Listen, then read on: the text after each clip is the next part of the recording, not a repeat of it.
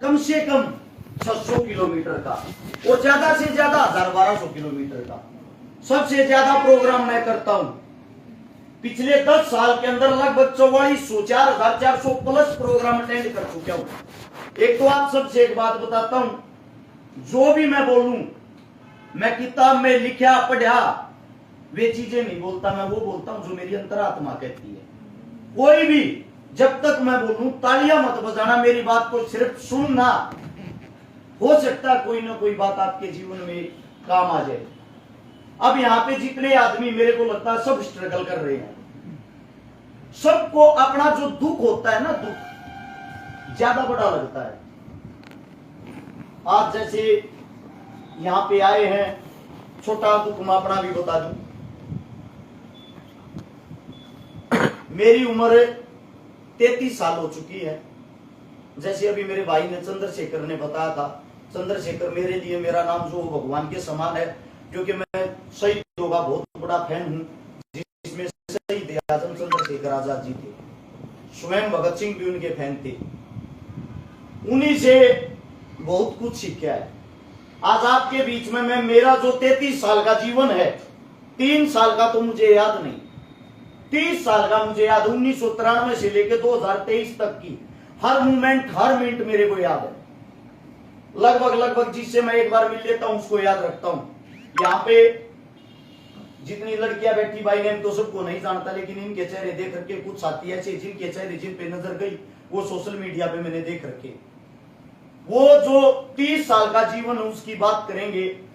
जैसे अभी मेरे भाई चंद्रशेखर ने बताया था, 9वें महीने की 4 तारीख 1989 सोमवार का दिन मेरी जो पैदा होने की कहानी थी वही जबरदस्ती थी। मैं जबरदस्ती से पैदा हुआ था, यानी कि मेरी माता जी उस वक्त गिर गई थी, पेट से ही, पेट जमीन पे लग गया था, जिसके कारण मेरी जो डिलीवरी है, मेरी डिलीवरी हुई थी बवाना के अस्पताल में। मेरा गांव नटरावन, जिला झज्जर, तहसील बहादुरगढ़, पिन कोड 124507। गांव के बीच में रहा मोदी हमने गांव में क्या करें। मेरे दादा 13 भाई बहन, उसके हम टोटल मिला के 120 होंगे। और उनके बीच से मैं आप लोगों को एक बात बता देता हूं, बवाना के अंदर 3 से 4 दिन बाद मेरी डिलीवरी हुई थी। मेरी जिस वक्त डिलीवरी हुई, मेरा जो वजन था वो 750 ग्राम था। मेरे बचने की कोई आस उम्मीद नहीं थी। 16 दिन मेरे को शिशु के अंदर रखा गया, जिसके बाद मेरे पैर जो थे वो मुड़े हुए थे। डॉक्टरों ने बोल दिया था हम गारंटी नहीं लेते बच्चा बच जाएगा। मेरे मामा राखियों का मैं भांजा हूं, शापला के पास खरर गांव, वहां मैं रहा। वहां मैं 5 साल तक रहा। मेरे मामा ने खिला पिला के मेरे को तैयार किया। उसके बाद मैं वापिस, मेरी माँ मेरे को अपने घर लेके गई। मैंने अपने जीवन में अपनी माँ का कभी दूध नहीं पिया। 16 दिन में उस शिशु के अंदर रहा। उसके बाद से 5 साल मेरे मामा के घर रहा। उसके बाद से जिस वक्त वापिस आया वो मेरी दूध पीने की उम्र नहीं थी। मेरी माँ के साथ जो मेरा पूरा जीवन बीता है वो कुल मिला के 2 साल का बीता। मैं जब 7 साल का था, 1997, वो मेरे जीवन का एक ऐसा दिन था। मैं सामने लौट के, एतवार का दिन था, ऐसे देख रहा था, मेरी माँ चाय बना रही थी, सुबह 6 बजे का टाइम। मैं पीछे से जाके मेरी मम्मी को पकड़ता हूं। मेरी माँ बहुत ज्यादा गुस्से वाली थी, वो बच्चों की बहुत ज्यादा संभाल रखती थी, डरा के रखती थी। मेरी माँ बोली वहीं बैठ जाना, थप्पड़ मारूंगी। मैं वापिस जाकर रजाई में घुस गया। सुबह का टाइम, 10वें महीने की 2 तारीख, एतवार का दिन। मेरे दादाजी मुझे बताते हुए किसी चीज को कोई दिक्कत नहीं होती, मेरा जीवन खुली किताब है। मैं ये चाहता हूं अपने जीवन में झूठ मत बोलो, कोई देखे ना देखे, परमात्मा आपको देख रहा है। मेरे दादाजी इतनी ज्यादा दारू पीते थे, इतनी ज्यादा शराब पीते थे। भारत पाकिस्तान की जो लड़ाई हुई उसमें मेरे दादाजी फौज में थे। वहां से बचने के बाद पंजाब पुलिस में भर्ती हुए थे। 1966 में हरियाणा पंजाब एक हो गया, तो उस वक्त हरियाणा पुलिस में थे। 1997 के टाइम में मेरे दादाजी रिटायर आए थे। मेरे दादाजी ने बहुत ज्यादा दारू पी रखी थी और छत से पीछे की साइड हिट रहे पीछे की साइड पैक हो रहे थे, छत की जो बाउंड्री वो बनी नहीं थी। 120 किलो मेरे दादा के अंदर लगभग वजन होगा, और मेरी माँ नीचे चाय बना रही थी, मेरे दादा ऊपर से मेरी माँ के ऊपर गिर गई। ऑन द स्पॉट रीढ़ की हड्डी टूट गई। मैं मेरी मम्मी के पास जाता हूँ, मैं बच्चा था, मेरे को पता ही नहीं था, मैं मेरे दादा को पकड़ के खींचता हूँ, मेरे से कहाँ हिलता है। मैं वो मंजर, वो चीजें 20 मिनट अपनी आंखों के सामने देख रहा, मेरे को इतनी समझ नहीं थी मेरे को करना क्या। और मेरी माँ जो थी वो कुछ बोल ही नहीं पा रही थी, ऑन द स्पॉट बेहोश हो गई थी। वो सीन देखने के बाद मैं मेरी काकी को, मेरी बुआ को बुला के लाया पड़ोस से। उन्होंने आके मेरे दादा को खींचा, मेरी माँ को लेटाया। मेरी माँ को जिस वक्त होश आया, मेरी माँ सिर्फ एक बात कह रही थी, मेरा बेटा कहाँ है। मेरी माँ को ये था कि मैं मेरी माँ के पीछे ही था, साथ में मैं भी उसी वक्त मौके में नीचे आ गया, लेकिन मेरी माँ ने चंद मिनट पहले ही मेरे को वहां से भगा दिया था। वो करड़ाई जो थी वो मेरी माँ की थी। ये हादसा होने के बाद, 3 नौकरियां करने के बाद मेरे दादाजी की हालत ये थी, रिटायर आने के बाद 1 किला गहने टेकिया था। 1 लाख रुपए में बहादुरगढ़ नफी सिंह राठी के ऑफिस में, जो विधायक हुआ करता हमारे वहां का, 1 लाख रुपये में किला गहने टेकिया था। 4 किले मारा उस वक्त थे। हमारी हालत उस वक्त तक ठीक थी, लेकिन मेरी माँ जाती है सफदरजंग हॉस्पिटल में लेके जाते। मेरे को आज भी याद है, ओमनी वैन सफेद कलर की थी जिसमें लेके गए। वहां लेके जाते हैं तो वहां बिना सिफारिश वालों को कोई बेड नहीं मिला करता, आज भी नहीं मिलता। हिंदुस्तान का सिस्टम है ये। वहां मेरी माँ जाती है तो मेरी माँ बाहर फर्श पे तड़प रही है, और अंदर बेड नहीं मिलता बिना सिफारिश के। पास वाले हॉस्पिटल, जो प्राइवेट हॉस्पिटल है, उनमें एडमिट करवाने की अगर बात हुई, उन्होंने 50,000 रुपए मांगे। वो वक्त ऐसा था, हमारे घर पे 50,000 रुपए नहीं थे। मेरी माँ की तड़प कर दर्द के अंदर बिना इलाज के मारे, बिना पैसे के मारे ऑन द स्पॉट मौत होती। और मेरा भाई मेरे से भी 3.5 साल छोटा था। मेरा जो पिता है वो इस हादसे के मारे पागल हो गया। मेरे भाई को जो 3.5 साल का था, उसको भी मुझे संभालना, अपने आप को भी मुझे संभालना, क्योंकि 1 साल तक संभालने वाले थे हमारे दादा दादी। उस 1 साल के दौरान दादा की भी मृत्यु होगी और दादी की भी। औरत नाम की घर के अंदर चीज नहीं रही। आज आप लोगों को एक बात बता देता हूं, औरत बगैर कोई घर नहीं होता। इस बात को नोट कर लेना। आप किस रूप से औरत को देखते हो, वो नजरिया सबका अलग है। वो हमारी माँ हो, हमारी बहन हो, हमारी पत्नी हो, हमारी दादी हो। एक औरत का होना घर के अंदर बहुत ही जरूरी है। घर की चौपाट हो जाए बिना औरत, तुम्हारे घर का वो हाल हो गया। हमारे घर के ऐसे हालात हो गए। सच्चाई तो ये है, जब आपके घर का कोई मरता है ना, आपका सह अगर आपकी मां मर गई 1 हफ्ते तक या 13वीं तक, सब आपकी मां बन जाएंगी। वो जब 13वीं का पलट घर से उठता है ना, वो जीवन आप कोई जीना, कोई आपकी माँ, कोई बुआ, कोई सगा नहीं होता। और वो समय एक ऐसा समय होता है, रोटी कैसे बनती थी, कच्चे पक्के छोटे छोटे हाथ थे। मेरे तो आज भी ऐसे हाथ बच्चा जैसे। जब काम कराया करते, कदे हाथ जल जाता, कदे चून में पानी बत्ती पड़ जाता। सब्जी बनानी आया ही नहीं करती, कड़े की सब्जी होती, रूखी सूखी खानी पड़ा थी, नमक गलिया, अचार गलिया, आय का कोई साधन नहीं था। दादा सब क्या निमटा गया था। बाप यहाँ तक जो पागल खाना इसमें एडमिट था, यहाँ से इलाज चल रहा था। वो जो दौर था, वो जो समय था, मेरे को आज भी याद है। जब हम किसी पड़ोसी के घर, किसी गली में जाते थे ना, लाठी लेने के लिए, डोलू बोलते जिसको, उसको लेके हमारे को ताने मिलते थे। देहात में औरतें देती हैं ऐसे ताने, ये तो रांड के सांड है, इनका क्या जीवन है, सुते उठते आले, इनका शर्म तो रह नहीं गई। और हम फिर भी घर के बाहर खड़ी हो गई, कहते ताई थोड़ा गाल देना। हो सकता है 1 घंटा गाली सुनकर थोड़ा सीख में जब रोटी खाया करते, वो वक्त था। वो जो वक्त था, वो वक्त बीतता गया। पापा की थोड़ी मानसिक हालत ठीक होने लगी। वो वक्त जो था वो पहुंच गया 2003 से 4 में। जो 3 से 4 का दौर था, जिस वक्त मेरी उम्र 14 साल हुई, मेरे पापा की हालत ठीक हुई। हमारे गांव लडराउन से कुतुबगढ़ की तरफ एक रोड जाता है, वहां एक मिक्सर प्लांट है रोडी डस्ट का। मैं और मेरा पिता सुबह 3:30 से 4 बजे के बीच उठ गए, रोडी डस्ट के ट्रक खाली करने जाया करते थे। जब हम ट्रक खाली करते, मेरी उम्र कम होने के कारण मैं काम सबसे ज्यादा कर था। दिहाड़ी 150 रुपए मेरे पापा ने मिल जाती, 75 रुपए मन उस तो हमारा घर चल जा रहा था। उस तो हमने अपना काम चलाना शुरू किया। बाप और बेटा जब एक साथ काम करते, जो गरीब आदमी होता उसको क्या सुनना पड़ता है, कैसी गाड़ियां इस समाज के अंदर जिनके पास 2 पैसे हो जाते हैं वो कैसी कैसी गाड़ियां देते हैं। और बाप और बेटा एक जगह खड़े होकर जब उस गाड़ियों का सामना करते हैं, वो चीजें शायद ही मैं आपको बता नहीं सकता, क्योंकि यहाँ पे बहन बेटियां भी बैठी हैं। उसके बाद घर आता, खाना बनाता, खाना बना के स्कूल में जाता। हालत ऐसी थी, इसके बीच का जो दौर था 2003-4 से पहले, 6ठी क्लास में सरकारी स्कूल में 12 रुपए फीस हो जाती, दी नहीं जाया करती। मास्टर ता दियार थे भाज्या फीस लिया जब पड़ी है। वे हालात देखते देखते देखते मैंने तो मजदूरी शुरू करी, जिसके अंदर 2005 से 6 का दौर आ गया। हरियाणा की क्रिकेट की टीम में मेरा सिलेक्शन हो गया। सिलेक्शन होने के बाद मैंने मेरे पापा को बोले 3,500 रुपए लागेंगे पापा, और जो मैच फीस है जो हमारे को बताया गया था वह मिल जाएगी 3,500 से 4,000।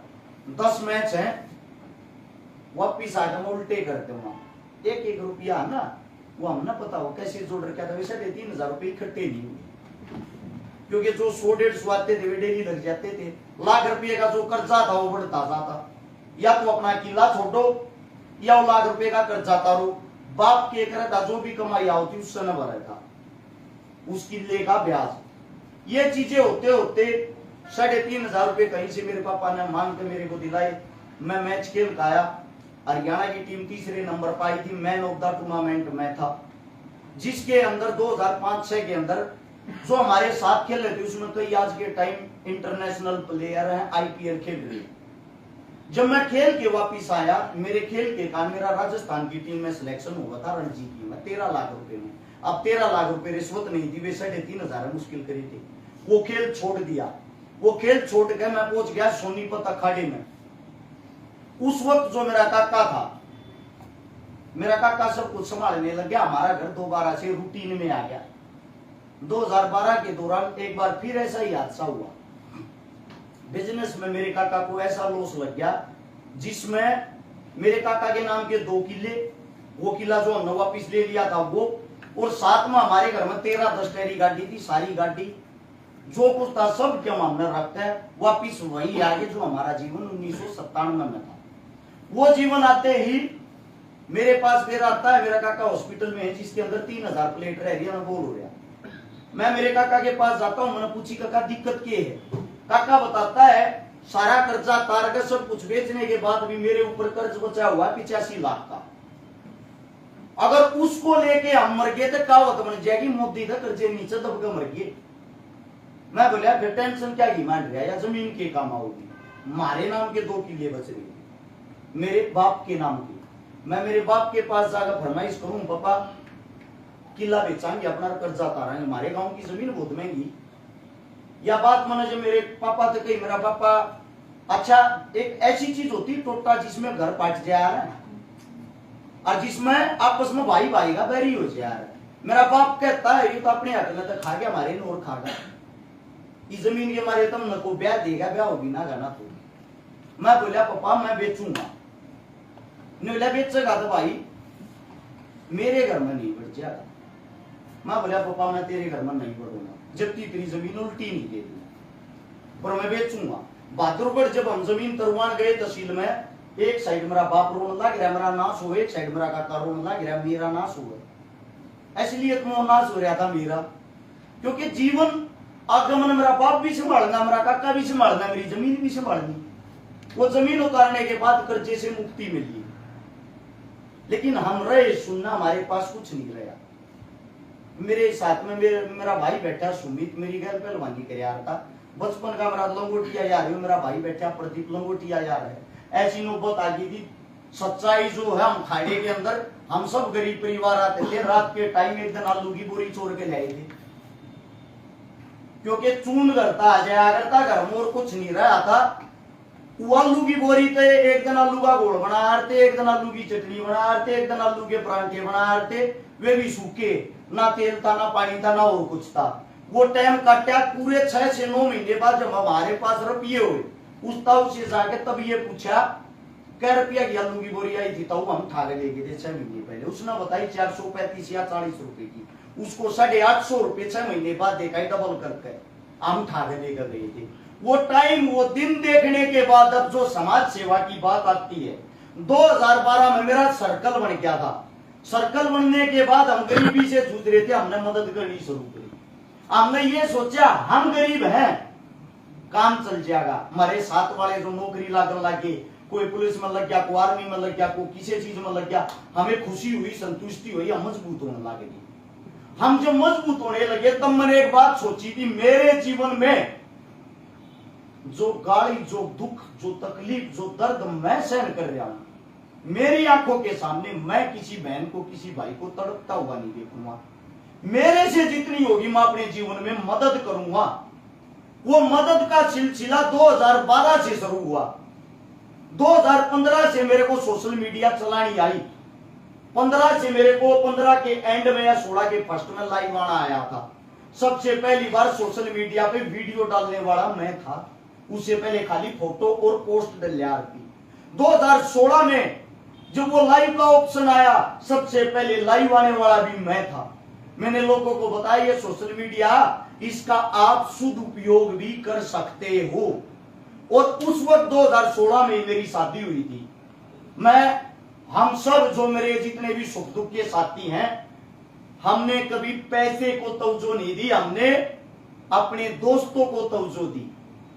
मुसीबतें आज तक साथ चल रही है, हमारी कोई सक्सेस नहीं कि हम अपनी स्टोरी सुना रहे। 2016 में मेरी शादी से पहले, जो मेरी शादी होती है उससे पहले, हम सब दोस्त मिलके एक दोस्त को 64.5 लाख रुपए देते रहे उठा के। हमारे पास तो कुछ था नहीं, नंगड़ आदमी थे, उठा के देते हैं ये लेवल। किसी के घर में कोई मौत का सिलसिला था, उसकी जमीन खुश थी, 64.5 लाख रुपए जब उसको उठा के दिए, जिसको पैसे दिए वो आदमी मर गया। दोबारा से फिर हम दोस्तों ने स्ट्रगल शुरू कर दी उस कर्जे को उतारने के लिए। यानी कि आज मेरी शादी होती है, किराए के मकान में रहता हूं, जो कल का दिन है, यानी कि जो सुबह होती है, सुबह 64.5 लाख का कर्जा सिर पे है। वे चीजें, वो दौर जब मेरी जो बीवी है उसके पेट में जब बच्चा था, हमने वो चीज देखी है। ज्यादा बड़ी कहानी तो क्या बताऊंगा। जिस दिन डिलीवरी थी उससे पहले मैं भगवान से ये हाथ जोड़ रहा था, हे भगवान मेरी पत्नी की नॉर्मल डिलीवरी हो जाए ठीक। मैं तो मुश्किल तक ब्याज पे कर्जे पे 20,000 रुपये इकट्ठे हुए हैं, और 20,000 में ऑपरेशन से बच्चा नहीं होता। डॉक्टर ने ये बोल दिया था ऑपरेशन का खर्चा 50 से 80,000 रुपया होगा। मैं बोला डॉक्टर जी अगर नॉर्मल डिलीवरी हुई तो 12.5 से 13,000 रुपये। मैं भगवान से सिर्फ ये हाथ जोड़ रहा था, मेरे को सिर्फ एक लड़की हो, सिर्फ एक, अगर लड़की होगी तो एक ही रखूंगा। जीवन भर में सब कुछ कमाऊंगा, कमा के अपने जीवन को एंजॉय करूंगा, अपनी लड़की की उसकी मन मर्जी से शादी करूंगा और सब कुछ उसी को दे दूंगा। जीवन ही समाप्त हो जाएगा, ज्यादा सोचने की जरूरत नहीं। लेकिन परमात्मा ने मेरे को लड़का दिया। लड़का जब हुआ, भगवान की दया से वो नॉर्मल डिलीवरी होगी, और उस 20,000 रुपए में वो काम चल गया। जो भाई बता रहा था अभी, वो 43,000 रुपए किलो अमरूद हुआ। वो जैसे ही लड़का होता है, लड़का होने के बाद वो लड़का इतना भाग्यवान हुआ, मेरे पास मेरा काम चल गया, पैसा आना शुरू हो गया। दौर था जो शायद लड़का 2 महीने का था, मैं मेरी पत्नी की फीस जमा कराने के लिए MD यूरो तक आऊं था।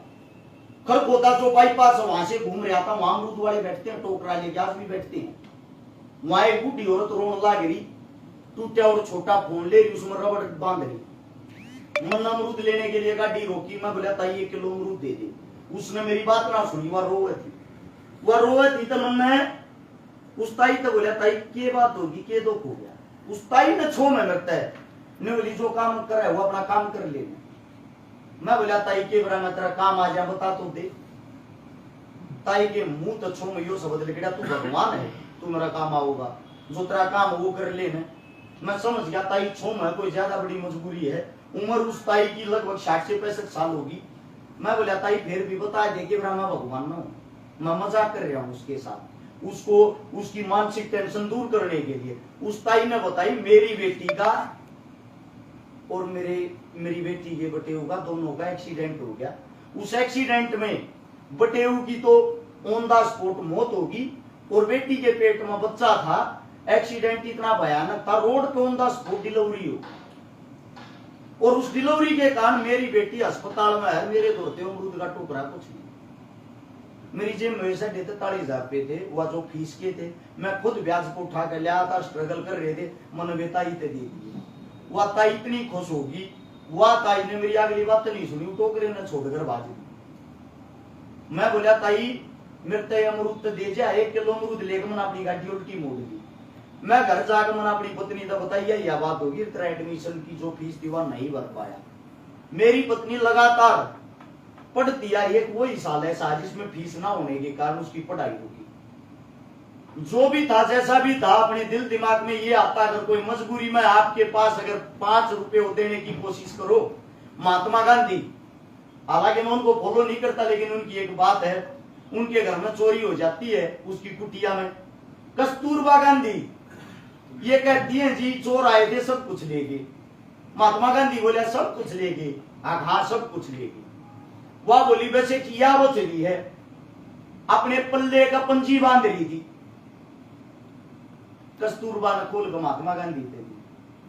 महात्मा गांधी ने बोला फिर चोरी उन्हें थोड़ी चोरी तो तन्ना करी है, उन्हें तो जरूरत थी या पंजी और दे देती के उनका काम आ जाता। आपकी जेब में जो कुछ हो सकता है वो किसी दूसरे का जीवन बचाने के लिए आपकी जेब में हो। मेरा मानना यह है अगर आपकी पार बसाती तो दान दे देना चाहिए। वहां से जो अमरूद वाली बात हम अपने घर जाके अपनी पत्नी को ये बात बताई तो मेरी पत्नी, मैं कहता हूं मेरी पत्नी नहीं मेरी दोस्त है। आज तक जो उसने मेरा जीवन में साथ दिया वो साथ किसी ने नहीं दिया। और समाज के लिए समर्पित की बात आती, जैसे मेरा भाई बताओ था, मेरे छोटे से भाई का ब्याह था, उस सदनसी गांव में हरियाणा की पंचायत थी, और उस पंचायत वो बहुत मायने रखती थी क्योंकि जो आरक्षण के नाम पर जातिवाद फैल गया था उसको जोड़ने के लिए पंचायत। मैं मेरे भाई के ब्याह में नहीं गया था, मैं पंचायत में गया था। यहाँ भी बैठी गुड़िया ने 1-2 नंबर न्योता दिया था शादी का। मैंने ये बोल दी थी मेरे लिए ये इंपोर्टेंट नहीं है, मेरे लिए इंपोर्टेंट वो है जिसकी मैं मदद करने के लिए जाता हूं। अगर उसकी मदद करके समय बच गया तो मैं जरूर आऊंगा, क्योंकि मेरे बगैर इस बहन की शादी होगी, ये आज खुश भी है, लेकिन जिसकी मैं मदद करने के लिए जाता था, जिसको मैंने जुबान दे रखी, अगर मैं वहां समय पे नहीं पहुंचा, वे क्या सोचेंगे? हमारे कारण किसी गरीब का घर चलता है। आप लोग किसी न किसी की उम्मीद हो। जो मेरा जीवन, जिस जीवन में आप पूछ रहे हो, मैं आप लोगों को आज भी बता देता हूं, 1 लाख रुपए प्रत्येक दिन का मेरा खर्चा है। कुछ चीजें सोशल मीडिया पे दिखाई नहीं जाती, बताई नहीं जाती। 26 परिवारों को पालता हूं मैं, मेरी औकात इतनी है इस ताके की है नहीं। उनको ये बोल रखा जब तक मेरे अंदर जीवन रहेगा, जिंदगी रहेगी, देखिए इस लड़ाई में मैं मर गया तो मैं कुछ कर नहीं सकता, लेकिन जब तक मैं जीवित रहूंगा थारे मरणती की जिम्मेदारी मेरी है। जो मेरे लिए अपना समय खपा रहे, जो मेरे से पहले छाती अड़ाते हैं। अब बात आती है, भाई ने जैसे आंकड़े बताए, आंकड़े मैं बता देता हूं। 316 उन बेटियों की शादी करवा ली जिनका भाई नहीं था, बाण नहीं थी, मां नहीं, बाप नहीं। 316। 63 उन बहनों के बात बढ़ती है जिनके पाटड़े पर चढ़ाना कुछ था ही नहीं, और लगभग 31 करोड़ रुपए की नगद मदद कर ली। 131 आंदोलनों में भागीदारी कर ली। जो ये बहन बेटियों के साथ बलात्कार होता है, दरिंदगी होती है, 14 साल से कम उम्र की बच्ची के साथ बलात्कार होने पर जो पोक्सो एक्ट है जिसके तहत फांसी दी जाती है, उसके लिए दिल्ली जंतर मंतर पर 7 आंदोलन हमने करी। वे लाठियां हमने खाई थी जब यो पोक्सो एक्ट बनाया था। अब गलत कुकर्म करने पर, दुष्कर्म करने पर फांसी दी जाए। 131 ऐसे आंदोलन जवानों के लिए, किसानों के लिए, पहलवानों के लिए चल रहा है। पुलवामा अटैक के लिए सुबह शाम दिन रात जब घर से निकलता हूं, मेरी बीवी मेरे से एक बात पूछती है, वापिस कब आओगे? मेरा एक ही जवाब होता है, मेरे को ही नहीं पता। क्योंकि उसका कारण ये है, जब आप अच्छाई के सच्चाई के रास्ते पर चलते हो ना, सब आपके दुश्मन हैं। मेरे दुश्मन क्यों है? उसका रीजन है, एक गरीब मजदूरी करने वाले का बालक, रोडी टेस्ट तारने वाले का बालक, आज वो मतलब जिनके ट्रक होया करते, जिनका मजदूरी करया करते, आज वो उनके ऊपर जा रहा है, उसकी बूझ हमारी नहीं। लोगों को अपने समाज के अंदर है ना, ये जो भेदभाव है, ये चढ़नी इस चीज से आज तक मैंने अपने जीवन में कभी भी किसी का कटाक्ष नहीं किया, किसी का उल्टा नहीं किया, किसी के साथ कोई हाथापाई नहीं हुई, कोई द्वेष भाव नहीं रखता। लेकिन फिर भी हरियाणा के अंदर नजर मार के देखना, सबसे ज्यादा टांग खींचने वाले, सबसे ज्यादा गाड़ी सुनने वाला अरस शिकारा है। अरस शिकारा को सब चोर कहेंगे, अरस शिकारा को सब चंदा खाऊ कहेंगे, अरस शिकारा को सब कुछ न कुछ कहेंगे, घटिया है, फलाना है, छोटी मानसिकता। आज तक किसी बात को कोई भी साबित नहीं कर पाया, क्योंकि गरीबी से उठे हुए। अगर किसी अमीर घर से होते तो शायद किसी की इतनी औकात नहीं होती, और उसी चंदे से, उसी चोरी से किसी का घर बसता है तो मैं चोर हूं, और सच में चोर हूं। 31 करोड़ रुपए, इतनी बड़ी रकम मैंने चोरी कर ली। और आगे आने वाले जीवन में लक्ष्य भी बता देता हूं, 316 मेरे लिए कोई मायने नहीं रखती। मैं ये सोचता हूं हर साल 3016 बेटियों की शादी करूं, हर गांव में, हर जिले में, हर शहर में ऐसा ही कोई अरस शिकारा हो, एक नहीं, 1000 नहीं, 1 लाख अरस शिकारा हो, जो किसी न किसी बहन बेटियों की ऐसे ही मदद करते रहे। अपना सपना, अपना जीवन यही है।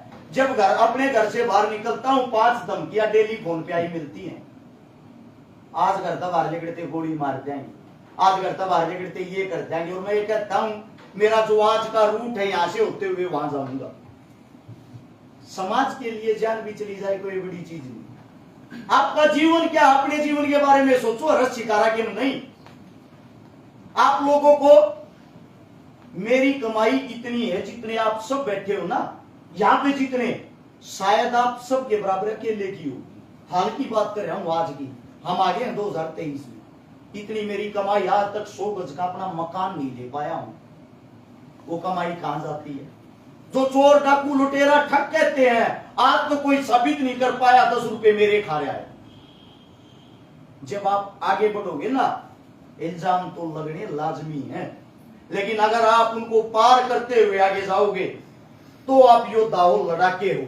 अगर आप उनको सुन के अपने घर में बैठ गए, आप बुज़दिल इंसान हो। बाबा राव भीमराव अंबेडकर ने एक बात कही थी, इंसान जीवन में क्या करता है? कमाता है, खाता है और मर जाता है। आप कमाते किस लिए हो? खाने के लिए। खाते किस लिए हो? जीने के लिए। अगर फिर भी मर जाते हो, जब मरना ही है तो इससे तो अच्छा बिना कमाए, बिना खाए, बिना मेहनत करे मर जाओ। अपने जीवन में आए हो, अपने बच्चों के लिए अगर जी रहे हो, अपने बच्चों के लिए तो जानवर और पशु भी जीते हैं। जिंदगी वो है, अगर आप यहां इस धरती पर आए हो, आपने इस समाज के लिए क्या किया? आपने अपनी बहन बेटियों के लिए क्या किया? आपने अपने देश के लिए क्या किया? हमें भी पता है आज हम कोई बड़े इंसान नहीं, हमें कोई नहीं पूछता, लेकिन जब हम यहां नहीं होंगे और जब भी हमारे चर्चे होंगे, वो हमारी असली कमाई है। जब हम इस जिंदगी को, इस जीवन को छोड़ के चले जाएंगे ना, और जब आपको लोग याद करके ये कहेंगे, ये काम तो वो इंसान करा करता, वो असली कमाई है, वो कमाओ। परिवार वाली जो मैंने बात कही, वो इसलिए कही, सोशल मीडिया से बड़ी कोई ताकत नहीं। ये सोशल मीडिया ही है जिसने भारत देश के प्रधानमंत्री को 2014 में प्रधानमंत्री बना दिया। आप लोग जो अपने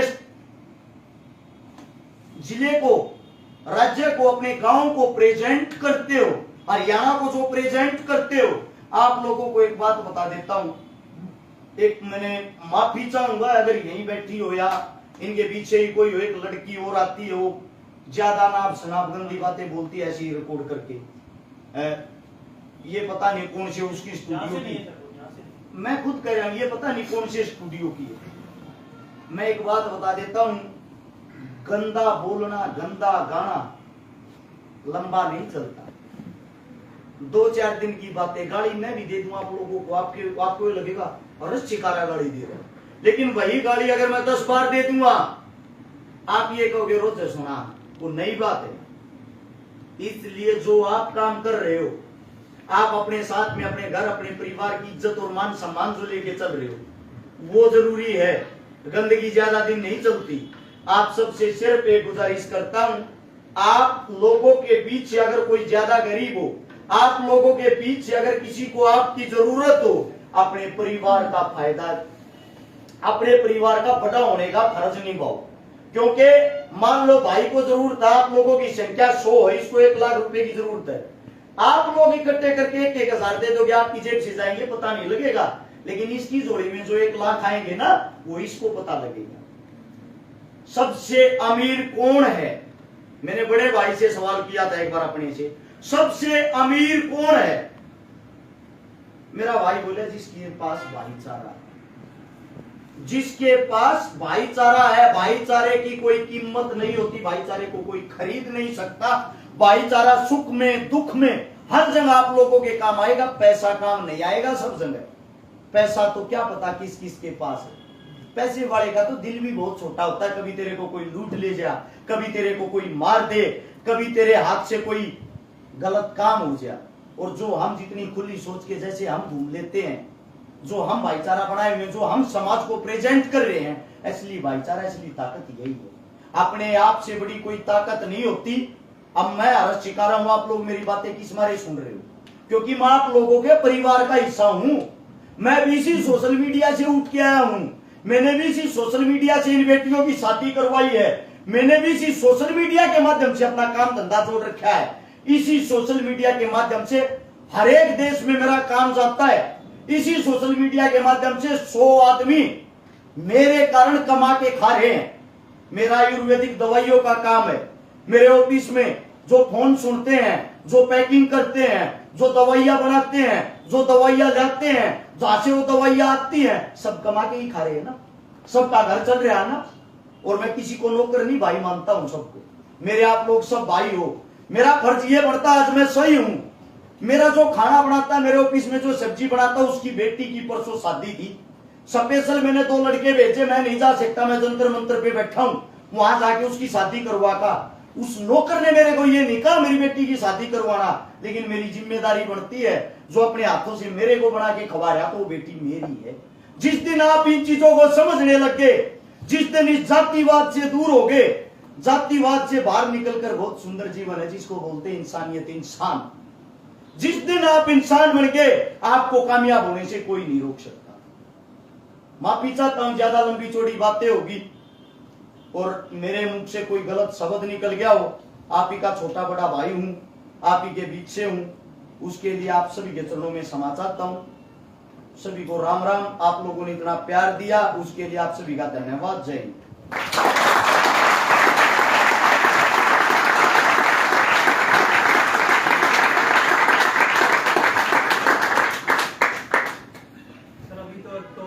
स्क्रीन पे देखा है, लेकिन जैसे आवाज सुन के शायद आप सभी के साथ भी ऐसा हो, रग में, रगों में जो खून है ना वो थोड़ी सी ज्यादा गति से चलने लग गया था। एक प्रेरित जो बातचीत हमने आपसे एक्सपेक्ट की थी उससे बहुत ज्यादा थी। इसी दरमियान सर हमारे साथ में अनु शर्मा जी, कलिंगा